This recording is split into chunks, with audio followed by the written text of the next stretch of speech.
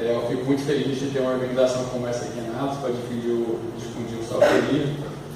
Bom, antes de tudo, antes de começar o conteúdo de fato, eu gostaria de reiterar a importância do software livre.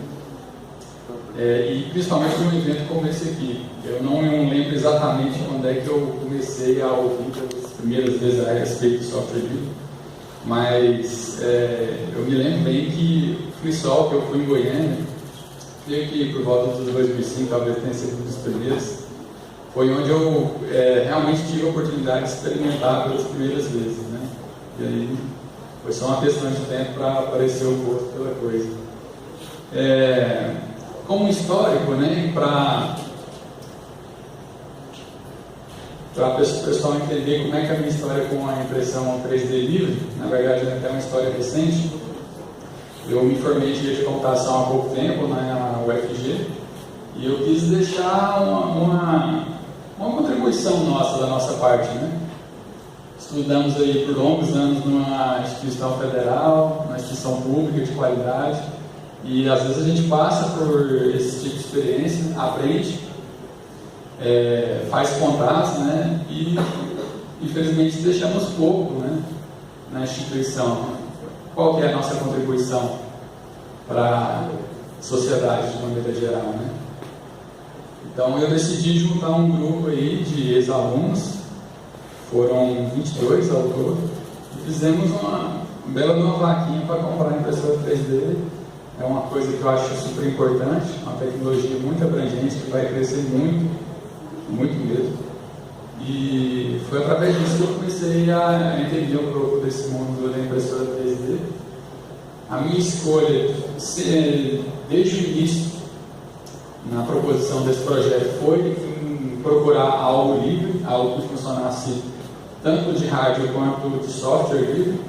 Porque, infelizmente, alguns produtos de software proprietário, eles têm prazo de validade, né? A gente às vezes não sabe, mas às vezes se uma empresa começa a fabricar uma coisa e aquele produto não é interessante mais no mercado, às vezes se ela quer forçar para vender alguma outra coisa e quer modificar, acaba deixando softwares legados, sistemas legados aí na mão. Então, desde o início foi uma preocupação minha de esse projeto poder ser mantido, poder evoluir com o tempo. Então, nada mais justo e nada mais casa bem com esse propósito que o software livre e o hardware livre. Bom, a impressora 3D de uma maneira geral ela é dividida em três partes, né? A parte de software, a parte de hardware, a parte física e o firmware, né?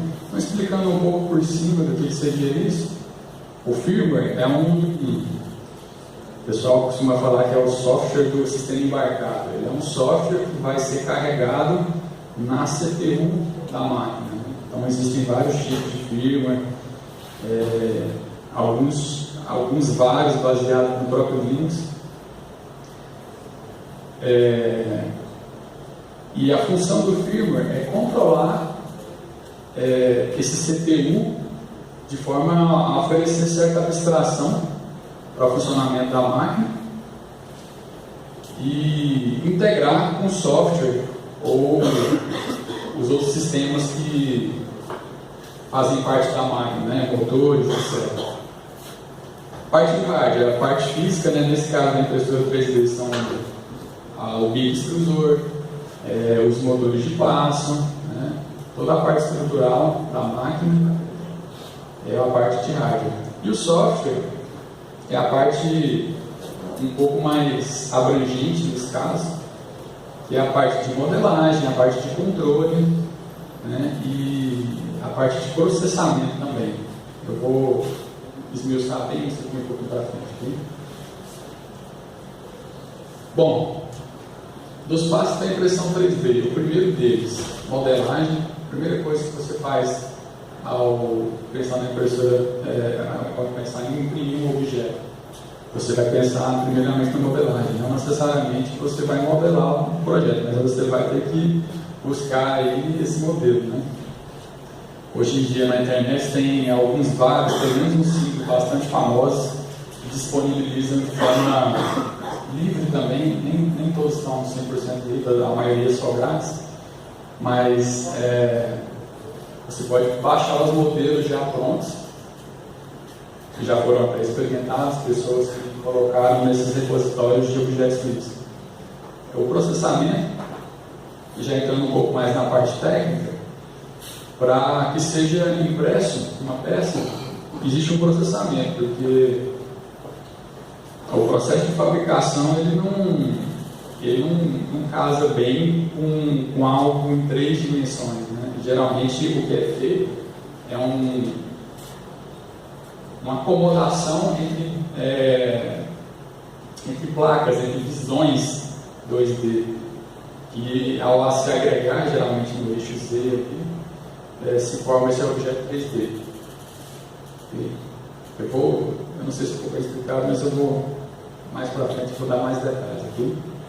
E a impressão de fato, que é a manipulação da máquina, que é que depois de ter feito esses 2 processos, você vai colocar a máquina para trabalhar. Ok, vamos falar então mais detalhadamente sobre a modelagem. Existem vários softwares, né? Principalmente bons softwares livres, para fazer modelagem em 3D. Cito aqui o caso do Blender. Talvez grande parte de vocês conhecem o Blender. Ele é um software bastante utilizado para modelagem de bonecos, né, e objetos 3D. Tem muita gente que utiliza para fazer propaganda, para fazer animação. Existem vários filmes que foram feitos totalmente em cima do Blender, porque além da parte de modelagem, ele tem outras partes de finalização de vídeo, inclusive. Ele é bastante completo. Temos também o OpenSCAD. O OpenSCAD já é um pouquinho diferente. Ele já é um modelador baseado em código. Tudo que você modela dele é praticamente programando. Então ele já é uma outra visão.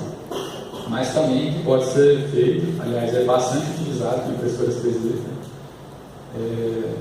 para essa fabricação desses objetos 3D modelados.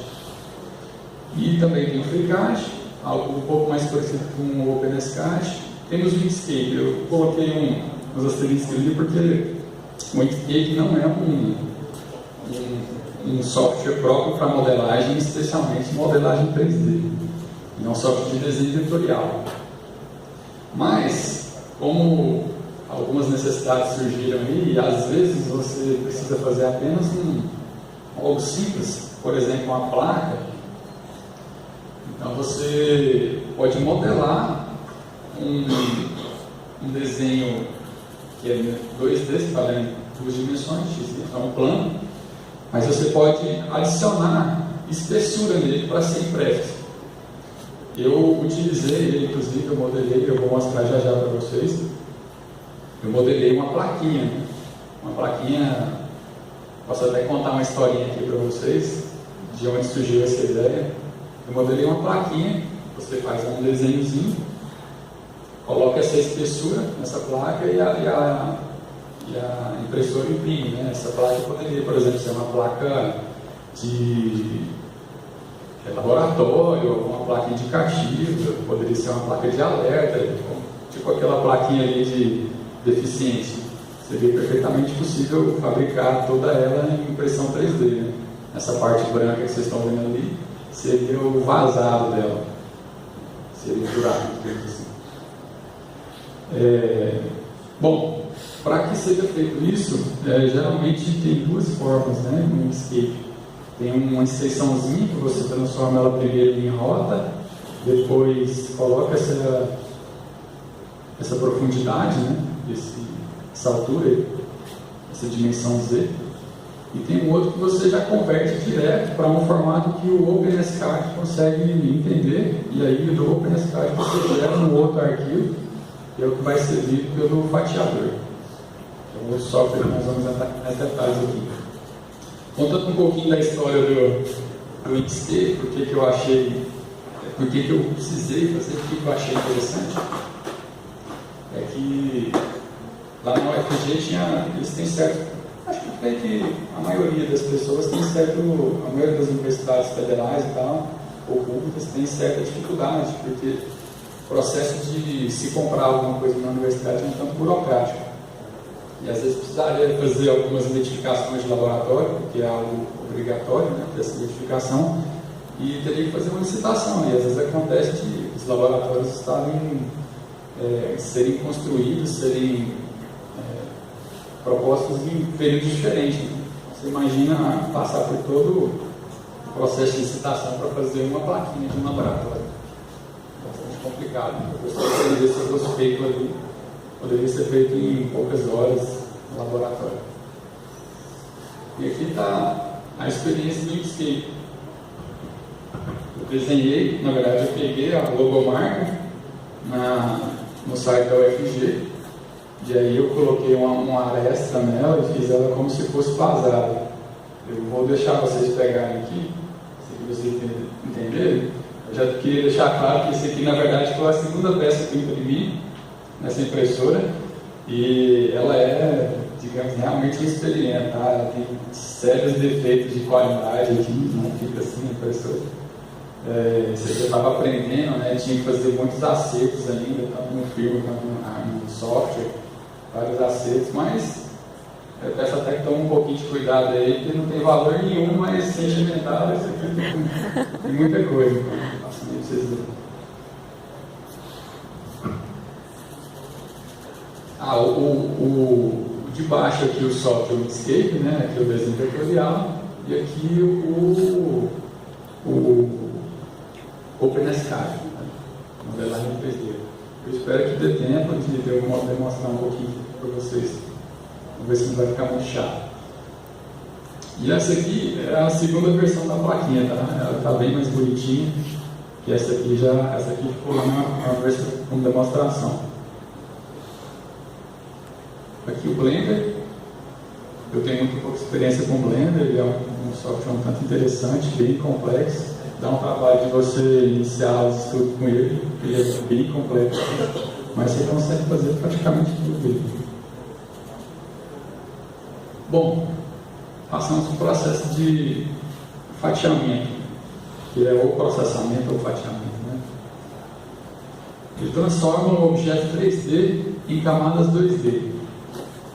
Existem vários processos de fabricação, mas todos eles, até onde eu conheço, é baseado no 2D para o 3D, ou seja, se faz realmente por camadas.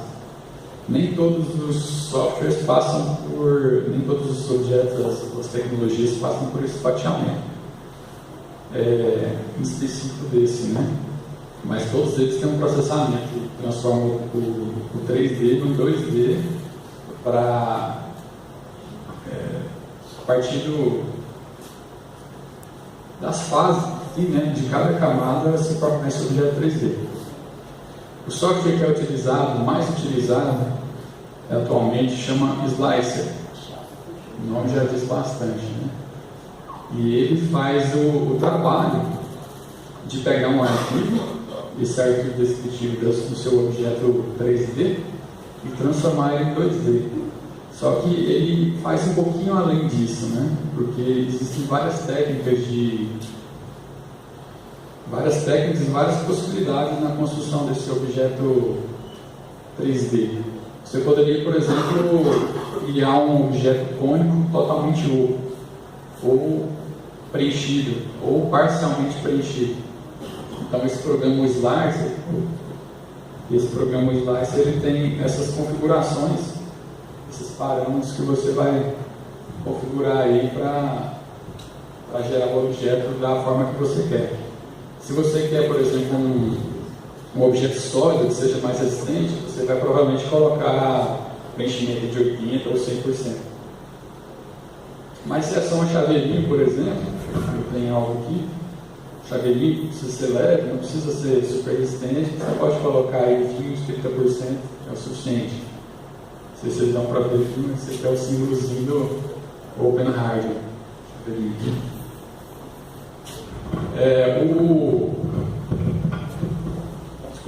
O Slicer, ele gera o G-Code, ou seria o código G, que é um código de máquina, né? O código G ele é utilizado em praticamente todas as máquinas CNC. Alguém já deve ter ouvido falar sobre isso aí. Não é um código muito padrão até onde eu conheço, tá? Principalmente nesse caso aí, existem algumas especificidades que algumas outras máquinas 3D não possuem. O Repeater Host, está escrito aqui, pessoal, ele é o software controlador. Essa carinha aqui é o software controlador. Ele controla a sua máquina 3D. A máquina que a gente comprou lá para a UFG, ela é controlada por esse Repeater Host. Geralmente se usa o Repeater Host com o Repeater Firmware, porque eles têm que se conversar no mesmo padrão. E nessa máquina que nós compramos lá para a UFG, o uso desse controlador ele é dispensável para a manipulação da máquina em si, porque você pode exportar o G-Code, por exemplo, para um cartão USB e fazer ela ler lá no displayzinho dela, tem um leitorzinho de cartão, você pode imprimir diretamente lá. Só que o slicer é imprescindível, porque ele é que pega o seu objeto 3D e transforma no G-Code, que é o código que o firmware da máquina entende. Ok, o código G, já até adiantei um pouco, é um código de máquina CNC, são instruções interpretadas pela CPU, né? A CPU essa que tem o firmware. Por isso que eu disse que geralmente esse controlador vai estar atrelado ao firmware que você utilizou. Vou adiantar um pouquinho também aqui, para que não fique muito por entender. Existem vários firmwares para impressoras 3D, inclusive desse mesmo modelo, né, que nós temos aqui, que nós utilizamos na UFG. E esse firmware, ele também tem variações. Dependendo do firmware que você colocar, ele pode ter instruções diferentes, ele vai gerar um código G diferente. Por exemplo, aqui tem um exemplo de código G, vocês podem ver que geralmente, se é código G, era para ser todos G, né? Todos G, todas as instruções G na frente. Mas esse aqui tem M, e já é uma especificidade da impressora 3D. Por exemplo, essa instrução aqui, ela ativa a temperatura da cama, na mesa aquecida, que é onde se apoia o objeto 3D, onde ele é impresso. Ele tem que ser aquecido, essa superfície. Então, já tem um M aqui, já é uma coisa que é um pouco diferente do padrão G em si. Uma fresa CNC, por exemplo, não tem que aquecer mesa nenhuma. Então, não existe essa instrução, geralmente, nas máquinas que se imprime utilizando fresas, etc. Da mesma forma que outras tecnologias de impressão 3D, por exemplo, litografia com resina, não tem que se aquecer mesa nenhuma, né? É um ambiente líquido, na verdade se endurece a resina. Então, aqui também está setando a temperatura do bico, tá? É uma outra instrução. Mas o formato é parecido, tem uma letra e um número que identifica a instrução. Lembra até um pouco de assembly. Essa parte de baixo aqui, essa instrução, é para se movimentar a máquina de maneira geral, né? Como é uma linguagem um pouco genérica, nesse caso ela está movimentando em X, em Y, e E é extrusão, que é a quantidade de filamento derretido que vai sair ali. E essa instrução aqui controla o motor de passo que empurra um filamento plástico para ser derretido pela cabeça extrusora, onde derrete esse plástico. Eu não sei se eu deveria ter falado, eu acabei esquecendo, eu acho. Não sei se ficou claro, mas a impressora 3D ela trabalha com plástico, né? A maioria delas, principalmente essas mais comuns, e estão sendo bastante utilizadas até em casa mesmo. Tem muita gente comprando, muita gente que entusiasta da coisa tem comprado. Barateou muito, né? Então o pessoal tem montado até os próprios kits em casa e tem utilizado. Então ela funciona com a extrusão desse plástico, né? Vem um plástico em ABS geralmente de 3 mm, empurra nessa cabeça bastante quente, geralmente a 230, depende um pouco do material. O ABS o plástico ABS derrete aí a uns 230 graus, 235. Então empurra esse plástico ali, ele sai na ponta bem fininho, geralmente de 0,1 milímetros a 0,4.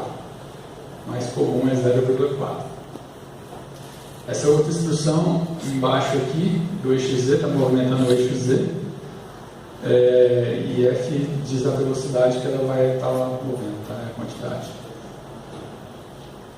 Bom, falando um pouquinho sobre os métodos de impressão, eu já adiantei um pouco esse assunto, mas esse método que a gente utiliza nessa impressora é o método FTM, método Diffuser Deposition Modeling. Ele deposita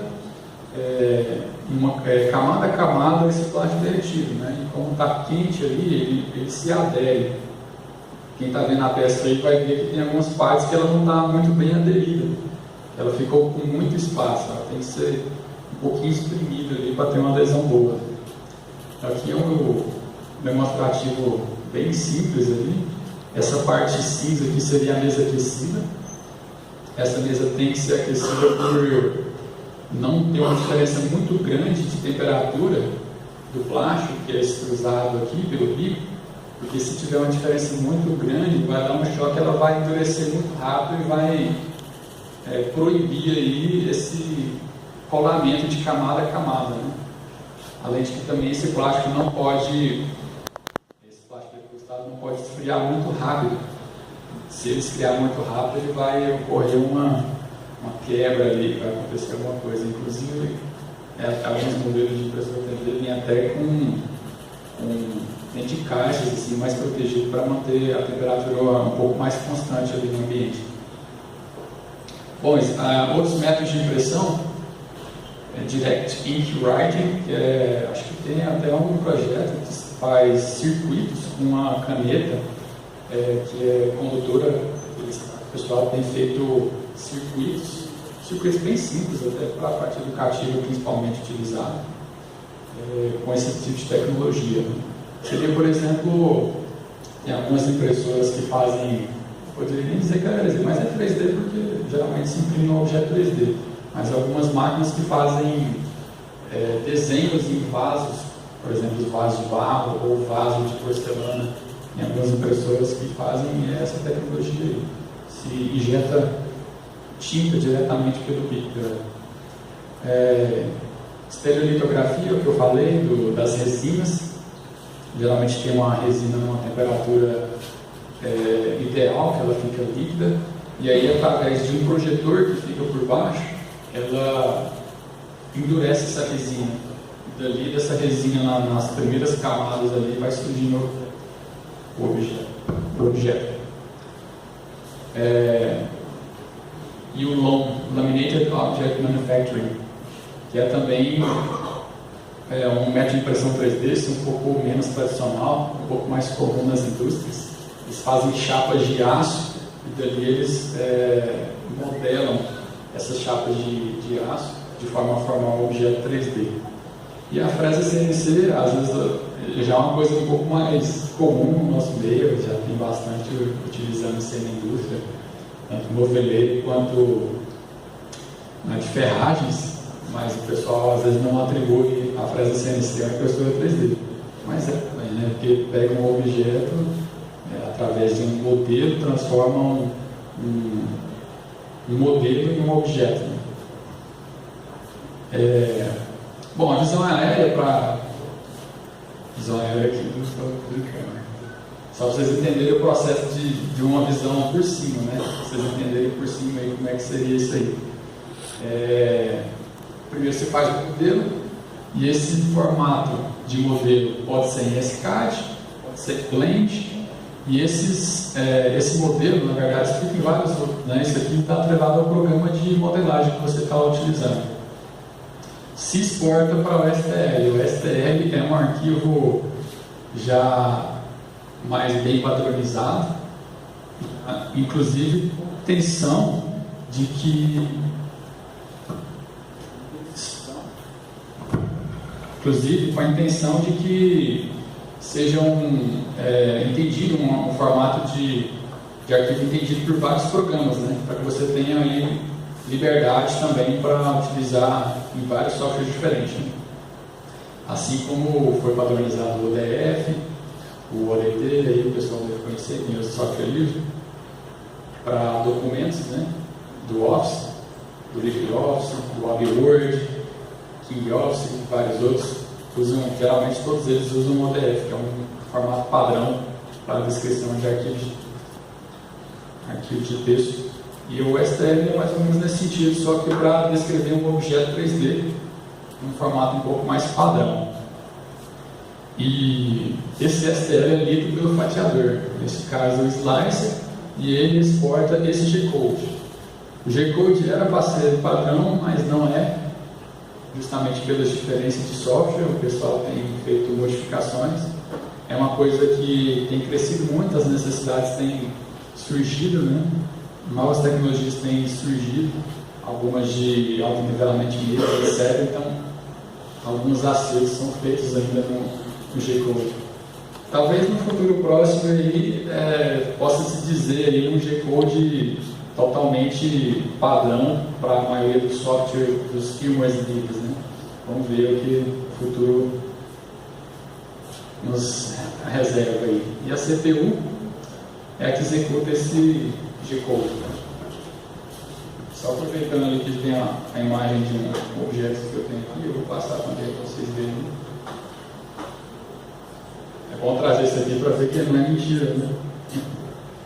Esse aqui é para ser um ganchinho, é o que vocês estão vendo em rosa ali, e preenchido do outro lado, né? Essa imagem dele preenchido aqui é porque ele foi impresso com o que a gente chama de suporte. Imagine que você vai imprimir, por exemplo, um Cristo Redentor. Então ele está lá com os braços abertos, né? Como é que se imprime ali o braço dele, né? Não tem como a impressora fixar o braço no ar. Então, o que é feito é que é impresso em finas camadas, com camadas não muito resistentes, que a gente chama de haste de apoio.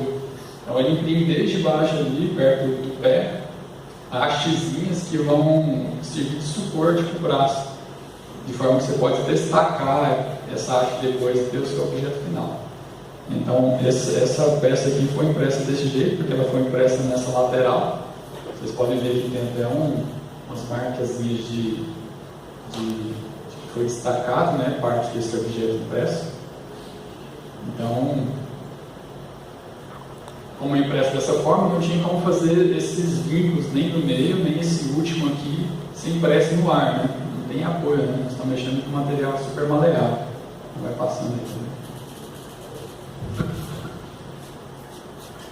Bom, as comunidades, né? Estou começando aqui com a comunidade primeiro da RepRap, que é o hardware.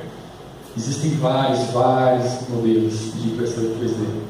A maioria deles baseado num projeto bem básicozinho, que na verdade nem foi essa Mendel aqui, mas foi a RepRap a primeira delas. E existe assim como tem no software, tem a Wiki, né? Que foi liberada, a Wikipedia, tem a Wiki desses hardwares, vários manuais. Como é algo livre, é algo que está surgindo aí, apareceu muitas variantes, cada qual tem suas vantagens, né? Alguns, inclusive, tem licenças um pouco diferenciadas. A maioria é GPL, a maioria sim, né? Estou falando por alto. Mas, por exemplo, essa máquina aqui, a Corsair, ela tem uma característica que a torna mais adequada para imprimir objetos de grande extensão no eixo Z. Aqui. Por exemplo, vasos. Eu já vi essa impressora funcionando, o pessoal imprimindo com nylon nos vasos, bem interessante. Objetos, por exemplo, uma garrafa, teria que ser impressa em algo do tipo aqui. A Prusa, essa aqui foi a que, vamos dizer assim, deu a inspiração para que se fosse fosse feito a impressora que nós compramos para o UFG.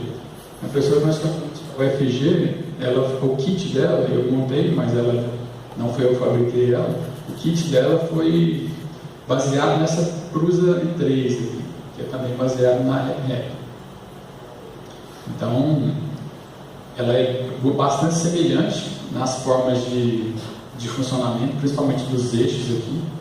Você pode ver que aqui, o eixo Z dessa aqui é tocado por duas barras, né? Tem uma barra rosqueada aqui que empurra esses carros. São dois motores que funcionam ao mesmo tempo aqui no eixo Z, empurrando ele de maneira bem suave, sem ter diferença entre um e outro, para não haver desnivelamento aí. Diferente dessa máquina que ela tem, ela em vez de o eixo Z subir, a mesa que sobe e desce, ela tem correias aqui que trabalham com a cabeça extrusora, né? Com o bico extrusor, e não é tocado, o eixo Z aqui também não é tocado por barra roscada, é uma cinta, né? Uma cinta bem parecida com correia dentada de carro, uma cinta dentada, borracha. Existem, por aqui já vê a diferença, né? Por exemplo, uma barra roscada ela dá mais precisão, né? Parafuso de rosca de máquina ela é bem fininha, então ela dá uma precisão maior no eixo Z em relação à cinta, né? Apesar de ser tocada por motores iguais, motores de passo totalmente idênticos. Eu esqueci de falar, aqui está o endereço, tá? Da Wiki, lá tem muitas informações. Então considerei aqui os projetos como forks, né? Geralmente um deriva do outro. E em relação à comunidade de software, né? Essa aqui é bastante extensa, né? Matter Slice é um outro software para fatiamento. Cura. O Slicer e todos esses aqui são softwares de fatiamento, de processamento. O Blender, modelagem, o endereço dele aí, o OpenSCAD, FreeCAD e o HexCAD. Todos esses relacionados à parte de software, né, que envolve a impressão 3D. E comunidade de firmware, né? A CPU não necessariamente é feita com Arduino, mas a maioria é feita com Arduino, como plataforma, né? É porque já o pessoal tem experimentado. Quem quer experimentar partes mecânicas, quer brincar com a parte mecânica, não vai querer preocupar tanto com a parte da CPU. Ele quer pegar algo um pouco mais abstrato, um pouco mais pronto para ele. Então ele trabalha com o Arduino. Geralmente é o Arduino e uma shield que chama AMPS, que controla motores de passo e relés, que é a maior parte a máquina toda, a máquina CNC é tocada com motores de passo, né? O Repetcher é o firmware que está sendo utilizado nesse caso. Marlin também é outro firmware e o Sprinter também é outro firmware, né? Entre esses aqui pode haver diferenças no código Z, que eu tinha comentado anteriormente. Bom, de conteúdo é isso. Eu espero que eu possa mostrar bem por cima, mas mostrar um pouquinho do software. Alguém quer fazer alguma pergunta, tem alguma dúvida? Pode falar. A questão que você disse de suporte, né? Mas assim, você pode fazer também uma peça e modelar ela para que você possa fazer outra peça e depois encaixe? Sim, pode sim. Inclusive, tem gente fazendo com essas impressoras aqui, não é o mais adequado, mas tem gente que faz, por exemplo, apito com a bolinha lá dentro. Aí ele utiliza, na verdade, uma bela tese. Ele, enquanto a impressora está imprimindo, ela está fazendo ali, vamos dizer, uma cumbuquinha, um apito, ele vai se fechar. Né? Antes dele se fechar por total, ele vai e coloca uma bolinha já pré-impressa ali e coloca ali dentro. Eu já vi o pessoal fazendo pezinho para fazer um objeto um pouco mais pesado, tipo aqueles alimentadores de animais, né, cachorros e tal. Mas eu tenho até uma peça aqui, pode ser feito sim por encaixe. Inclusive eu tenho um aqui que é bem interessante, que ela é uma espécie de rosca. Ela é uma porquinha plástica. Ela não é muito resistente, mas a função dela era para ser um acoplamento, né, de motor de passe, daquele motor de passe com a barra rascada, né? Estava ligando duas coisas totalmente diferentes. A barra rascada é uma coisa totalmente redonda, mas com uma rosca. E o motor de passe ele é bem liso e tem uma espécie de um pino. É um cilindro, só que uma face dela é cortada, né? Então depois eu vou te mostrar aqui, tem uma rosquinha, uma porquinha, uma porca de plástico. Então, se você tiver precisão para fazer, dá para fazer muita coisa. Essa nossa, por exemplo, que nós compramos lá, ela tem a precisão dela, a gente fala que é 0,4, né? Porque é a espessura do bico dela, né? Ela solta um filamento de 0,4. Mas esses mesmos projetos aqui, tem uns que trabalham com espessura de 0,1 milímetros. Então dá para fazer coisas assim, em detalhes impressionantes. E mesmo essas peças aqui que são, digamos, as menos precisas atualmente, existem já impressões aí que se fazem, outras técnicas, né? Se fazem coisas assim de espessura de fio de cabelo, e já na ordem de nanômetros, né? Mas dá sim, é só ter um pouquinho de criatividade. Você falou sobre o custo dela está diminuindo, né, recorrente à lei e tal, mas assim, a matéria-prima ainda tem um custo um pouco... A parte física dela, aí que é uma das coisas interessantes também da impressora 3D, né? Porque vários projetos lá têm vários custos totalmente diferentes, né? Por exemplo, aquela que é feita com barra lascada, provavelmente ela é mais acessível do que a nossa, por exemplo, a nossa foto agora, tá? Que é feita com placas de acrílico, né? É cortada a laser. A diferença é plástica. O custo é bem baixo. Na verdade, o custo por quilo desse plástico, o quilo do ABS não é muito barato, porque ele é um produto também já processado, né? Ele vem em um formato não muito industrial, digamos assim. Ele vem naquele filamento ali de 3 ou 1,7 milímetros. Em quilo dá aproximadamente 130 a 180 reais para você comprar na internet. É bem comum achar esse preço, o quilo. Uma pecinha dessa aqui, por exemplo, um chaveirinho desse que eu mostrei, uma pecinha dessa aqui, esse aqui é um suporte puro, eu tenho aqui um outro acoplamento também. Isso aqui, pessoal, vai dar, sei lá, só 5 gramas. Isso aqui sai centavos, tá? Uma pecinha dessa aqui sai centavos.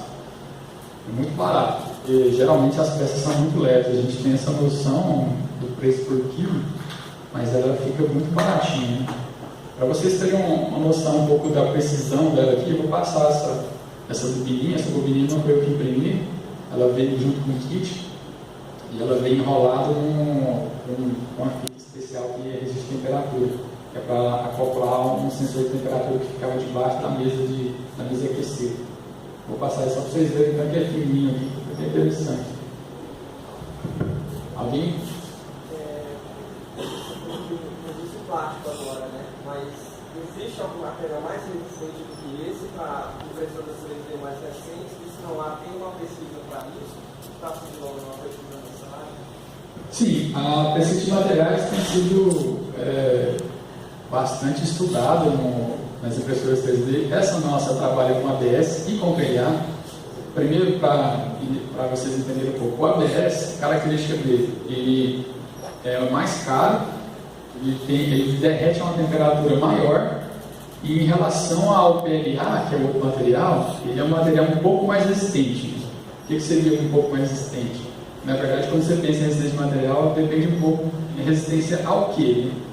O PLA, ele é rígido. Se você fizer uma placa grossa, espessa, por exemplo, ele vai ser bastante rígido, ele não vai, como se diz, lacear ou comprimir muito facilmente. Diferente do ABS. O ABS, se você colocar muita pressão nele, ele pode até lacear um pouco, amassar ali, porque ele é um pouco mais maleável. Agora, se você, por exemplo, fizer uma catapultazinha com o ABS, vai ser muito mais resistente, porque ele é mais flexível. Então você vai, por exemplo, dar uma torção dele sem que ele se estrague, se rompa. Já o PLA não, como ele é rígido, se você tracionar ele vai quebrar. Então já é diferenças, né, entre as coisas. Outro material que tem sido utilizado é o nylon, que também já tem um pouco diferente as características dele. Aí ele até é tração mesmo, ele já pode suportar, né? Ele tem igual como o ferro, ele tem certa capacidade de esticar e voltar ao original sem se estragar. Tem silicones, o pessoal tem aquelas sandalinhas de ensino, o pessoal em algumas impressoras já até imprimiram elas com impressora aquele plástico de silicone que é translúcido. Então cada qual com a sua característica. Mas tem se desenvolvido sim, com certeza. Principalmente em usar o que já tem a impressora 3D.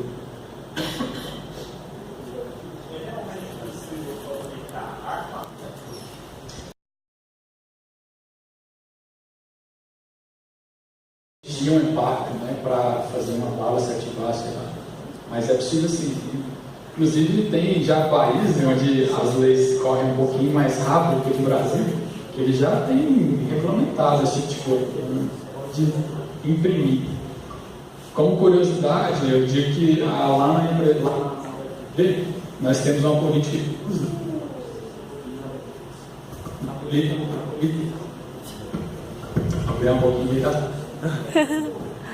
Na política de uso que nós bolamos lá, a gente deixa aberto e como responsabilidade do indivíduo que está imprimindo, não vai imprimir qualquer coisa, mas fica proibido desde o princípio que se imprima armas em todo ou em parte. Tá? É um pouquinho difícil de fiscalizar isso aí, mas não consigo deixar claro. O tempo de impressão, por exemplo, para imprimir um chaveiro, quanto tempo mais ou menos? Esse chaveirinho, esse por exemplo, eu creio que 15 minutos faz dele.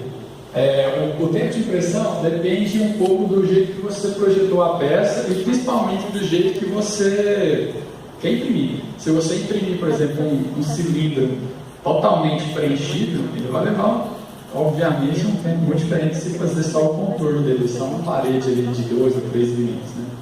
Então, depende do preenchimento que você faz, depende do tipo do preenchimento. Tem um preenchimento que ele é quadradinho, é retangular, tem um preenchimento tipo colmeia, né? É conhecido por ser esse formato de colmeia, é um dos mais resistentes. O triangular também é um dos formatos mais resistentes, estruturalmente dizendo. Então, o software ele tem essa possibilidade. Você pode falar para o slicer qual que é o tipo de preenchimento que você quer colocar nele. E se for algo um pouco mais complexo, por exemplo, uma colmeia, ele demora um pouco mais tempo aqui para fazer um retângulo. Justamente porque a cabeça e os motores mexem um pouco mais. Né? Então pode ter essa pequena variação. Mas de 10 a horas, eu já fiz impressões que demorou 6 horas. Eu deixei lá, fui dormir, para dizer que ver se tinha dado certo. Principalmente se for um objeto grande, né? Nesse caso eu fiz, por exemplo, um negócio quase do tamanho de um prato, assim. Tinha uns 3 ou 4 centímetros de altura. Então, é grande a extensão, tem que movimentar, fazer camada por camada. Então, demorou aí 5 horas e meia, mais ou menos. Se a gente começa, por exemplo, a pensar nisso para fazer próteses, as próteses, geralmente, são grandes. Existe alguma linha de pesquisa que faça algo em proporções maiores? Sim, inclusive eu caso um pouco com a pergunta do colega, né? As próteses geralmente são encaixadas, né? Eles imprimem ali partes do vidro, depois a parte mais da mão, né? Porque a maioria dessas impressoras, elas são limitadas, geralmente a maioria 20 por 20 por 10 de altura, 20 centímetros, tá? Por exemplo. Essa nossa vai 22 por 210 milímetros, dá 22 por 21 por 20 de altura. Ela consegue imprimir um volume um pouco maior. Mas assim, é um limitante, né? Então o pessoal costuma fazer assim várias peças que se encaixam. inclusive engrenagens, tem alguns objetos que o pessoal faz, que encaixa as engrenagens assim, e monta, mesmo que não seja fixado com cola com parafuso, o pessoal faz de forma que ele se encaixa e que ele fica fixo ali, né? Uma peça funcional fixa, totalmente impressa.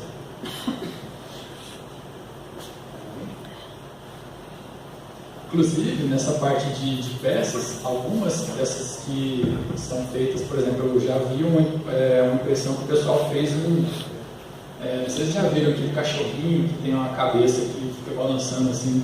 O cara fez algo parecido com aquilo com a impressora 3D.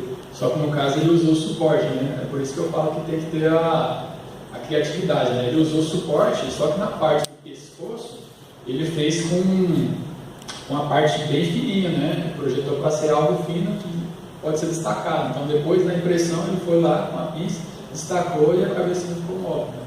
Então tem que ter um pouquinho de arte MacGyver para fazer as coisas dar certo. Bom, eu vou... Deixa eu ver se tem mais aqui.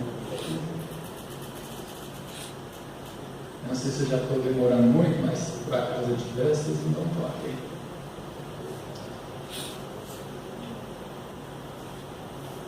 Esse aqui é algumas fotos dela sendo montada. A empresa de Campinas que montou. Vocês podem ver que a estrutura dela, a foto não está tão boa, mas é toda num acrílico preto. Aqui são a mesa, o suporte da mesa aquecida aqui tem rolamentos. Esse rolamento é um rolamento bem esquisito. É um rolamento que chama rolamento linear. Até então eu não conhecia isso. É um rolamento que é utilizado dentro dele aqui, dentro desse ferro aqui, dentro desse rolamento, passa uma barra lisa, tipo aquelas barras de... Tipo não é igual, né? Aquelas barras de impressora matricial, onde corre a cabeça ali, os dentes, a cabeça de impressão, né? Onde tem os pininhos. É exatamente aquela barra que passa aqui. Então esse rolamento ele existe aí porque não pode ter folga, né? Você está falando de 0,4 milímetros, qualquer folguinha pode ser proibitivo para esse tipo de máquina. Por isso que são 4 rolamentos aí que são a mesa. Já dá para ter um pouco mais de noção. Esse motor de baixo aqui é um motor onde tem uma correia que liga aqui essa mesa que faz a mesa andar. A mesa movimentada. Aqui é a minha bagunça lá, quando eu estava montando. Aqui já mostra a CPU sendo montada com cabeamento. Vai ter um coolerzinho aqui para esfriar esses drivers. Aqui são drivers de motor de passo. São 4 motores, né? Na verdade são mais motores, são 5 motores. Só que um deles, é o 2XZ, vai no mesmo drive, né?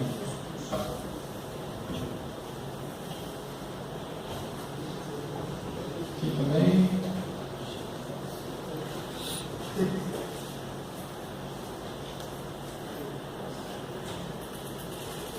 Aqui ela já está quase toda montada. A parte de baixo, pelo menos aqui a base que eu falei para vocês. Passa por dentro de onde está aqui embaixo tem um rolamento. Aqui é o cabeamento da mesa. A mesa aquecida, tanto do sensor quanto para a parte da resistência, né? Passa por mais duas para a resistência. Aqui é aquela fita que eu falei, está colado o sensor de temperatura. Essa parte branca aqui é que é a mesa aquecida. Ela é, na verdade, uma mesa de cobre, praticamente. É como se fosse uma resistência. Ela tem várias trilhas aqui que passa corrente em cima dela. Aqui dá para entender um pouquinho melhor. Aqui é o eixo X, 2 barras, justamente para dar essa fixação. Quando você coloca 2 barras, você trava melhor esse sistema. Aqui é o eixo Z. Aqui uma barra de apoio e a barra roscada, onde tem um parafuso que vai, uma puxa na verdade, que vai empurrando toda essa estruturazinha aqui, que segura os dois eixos do lado aqui, que formam o eixo Z. E aqui é o eixo Y, é a própria mesa, tá? A mesa movimenta, para frente e para trás aqui. Então tudo isso aqui quando movimenta faz uma coisa bem harmônica e barulhinho super divertido.